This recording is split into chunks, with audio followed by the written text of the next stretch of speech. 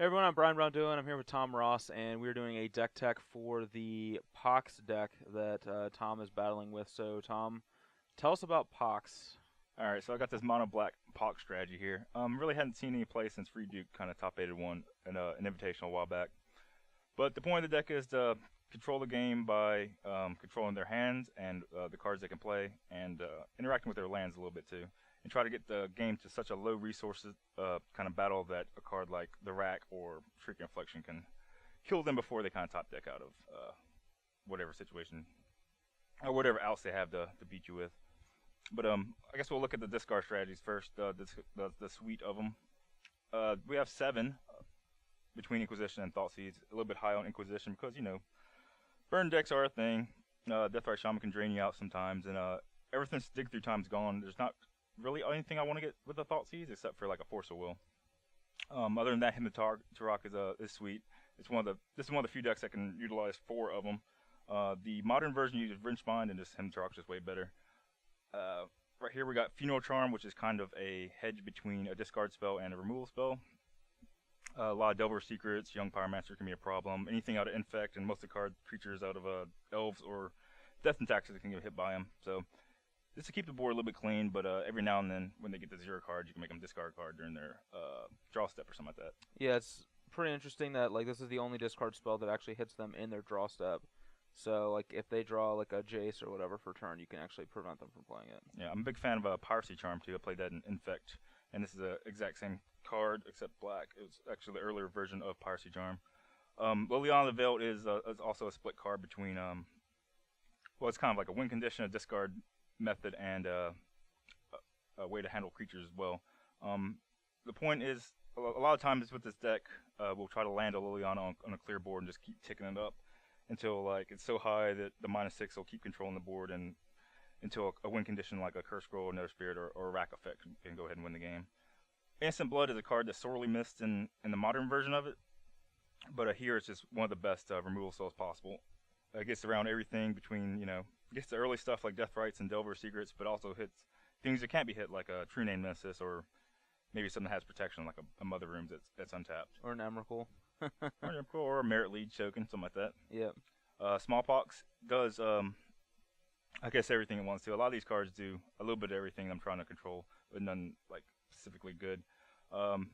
It's card disadvantage if I have a creature, but this deck doesn't have any creatures outside of Nether Spirit that keeps coming back. So it's at least going to be parity. If cast at the right time, it'll get one of their cards, one of their creatures, one of their lands, and it'll get one of my cards and one of my lands. So the spell itself, that's a 3 for 3, but if I cast it when I don't have any cards in my hand, and they do, then it can get up to like a 2 for 3 or something like that.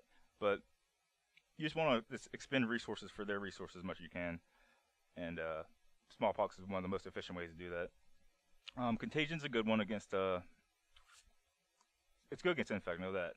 It's one of the most feared cards whenever I play Infect, but a lot of people don't play it. It's good against this, small creature decks.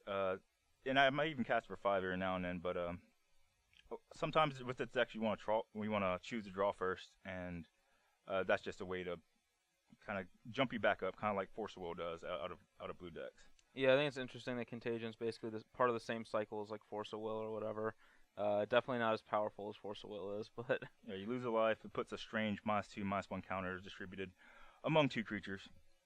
I've got 1 Dark Ritual. It's in a foreign language, but everybody knows what it does. 1 black mana, make 3 black mana. That enables a turn 1 like Liliana or something. You don't really want 2 Dark Rituals because this is a deck that wants to get ahead by a card or 2, and any card disadvantage of your own type, like a Dark Ritual, isn't too beneficial in high numbers. We'll go over here to the win conditions. 1 Curse Scroll as a way to just kind of, whenever you have 0 cards in your hand, just try to keep the board clear of top decked creatures, and just as a way to kill people too. Freak Affliction is the 5th version of the Rack, but it triggers if they have 1 or less cards in their hand during their upkeep. They take 3 damage instead of the Rack doing damage based if they have 3 or less. Like if they have 2, they take 1 damage. If they have 1, they take 2 damage, and finally, if they have 0 cards in their hand, they take 3. So Shrieking Affliction's basically just worse, except in situations where they exactly have 1 card. Yeah, basically. It's worse because it can't be cast off the 8 colorless lands I have in my deck, which is the main reason I'm focusing more on the rack. Gotcha. Nether Spear is a sweet one. It dies a Sword of Plowshares, but not really anything else. I like the way that it can be discarded to my own Smallpoxes or my own Liliana the Veils. Every now and again, I'll like choose a draw first, and I'll discard it to the hand size, having 8 cards in my hand. But that only happens in the slower matchups. And in a pinch, I guess I can make it myself discard it. But I like having one. If you have 2 in your deck, you risk the chance of drawing 2 of them, and they'll not be able to trigger because of each other. So take a look at the mana base. I have 25 total lands, which is probably more lands any other deck plays except for a deck that relies heavily on lands like the lands deck. Yep. But it has 12 basic swamps of all different kind of pictures. Just got to keep them off balance. 4 Urborgs because I have 9 colorless producing lands. Urborg plus Tabernacle of Pendreville is a sweet combo where I can kind of keep getting my black mana flow going with discard spells while keeping their creatures in check. It is legendary, so probably not wise to have too many of them. Wasteland gets their lands. It works good with Tabernacle as well, or just to contain them. It kills creature lands too. Like Brian here has Creeping Tar Pit in his deck, but against things like Infect, Inkmoth Nexus can be trouble. Or sometimes you just get their Wastelands too to protect your Mischief Factory if you catch them with a tapped Wasteland. The factories themselves are another win condition when you're just both in top deck mode and you're gonna want to use your lands for something, which in this case ends up attacking them for 2 a lot. And they're also better blockers than, say, the Mutavaults are out of the modern version because they get to pump themselves or pump each other. Yeah, people always forget that about Mistress Factory, that on defense it's basically a 3/3 because you can activate it, block, and then use itself to pump itself to turn it into a 3/3. Or if you have like multiple Mistress Factories, you can make it like a 4/4 or 5/5. Yep. People forget about that quite frequently because the card doesn't see that much play.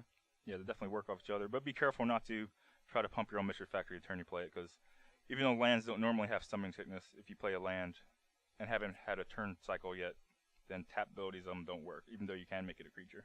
Right. Alright, that's about it for the main deck. Let's take a look at the sideboard. Okay, so we're here for the sideboard. First off, I guess I'll start at the top left.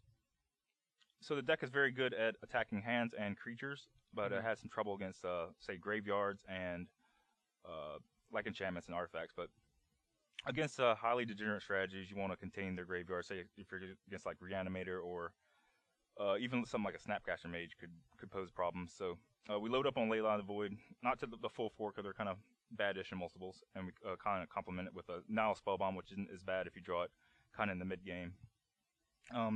There are tons of removal options, but I found the best to be 1 Spinning Darkness, a card you can cast for free. If you have 3 black cards in your graveyard, you can cast it without paying its mana cost, and it deals 3 damage to a non-black creature, and you gain 3 life. The best thing that you can possibly do with this card is to play against a burn deck and to hit their Eidolon the Great Revel with it. Because you gain 3 life, you kill their creature for free, and you don't even take damage because it has converted mana cost of 6. But against any creature strategy, it's pretty good to bring in. It's one of the cool free spells that Wizards don't really print anymore because free spells are too good. The second copy of Contagion against decks with a lot of 1 toughness creatures. The Nice Soul Betrayal goes in for the same reason, except it's kind of shuts the door on them. It's just you put that into play against something like an Infect or say like even a Death and Taxes kind of deck or an Elves deck, then they're gonna have a lot of trouble beating you unless they somehow brought in like a Croson Grip or something. Yeah. Which they might. Reclamation Sage out of Elves or something. Yep. Yeah, but it should give you enough time to figure out a way to deal with them. Massacre and Dreaded Knight are against the white creature decks, mostly, Death and Taxes deck, sometimes just any old Stoneforge Mystic deck too. I think Dread Knight's going to be decent against Miracles too because of Monster and Mentor just being so good against the sacrifice effects. Right. So just being able to kill all their tokens would be good enough. The Pithing Needle is mainly against Sensei's Divining Top and Ether Vial because those artifacts are tough to deal with. They can kind of like manage their own resources a lot, where my discard spells are kind of weak looking, but I'm sure it hits some other things. Chainsmith Softly is against any deck with like Brainstorm or other card drawn effects like Ponder. And we need some number of other cards to bring in. These are kind of like generic cards. The second Raven's Crime against just kind of as a card to bring in when you have to take out a lot of creature removal cards. Like you just want to go more on discard, more on like maybe a win condition, maybe a little interaction effect, maybe like a chains. But if you have to take out all the Irritant Bloods and the main deck Contagion, this has to be some number of cards to bring in for that role. The Shriek Inflictions also come in whenever you expect them to attack your actual Virax with cards like Smash of Smithereens or something. You want some win conditions that aren't artifacts. So yeah, those come in even though they're a little bit worse than the rack. Yeah, it also artifact removal also deals with Mishra's Factory too, so Yep. people have more reason to bring it in against a deck like this than they normally would. Yep, sure do. Well, yep, that's it for Mono Black Pox and Legacy. See if I can whoop them up. Probably.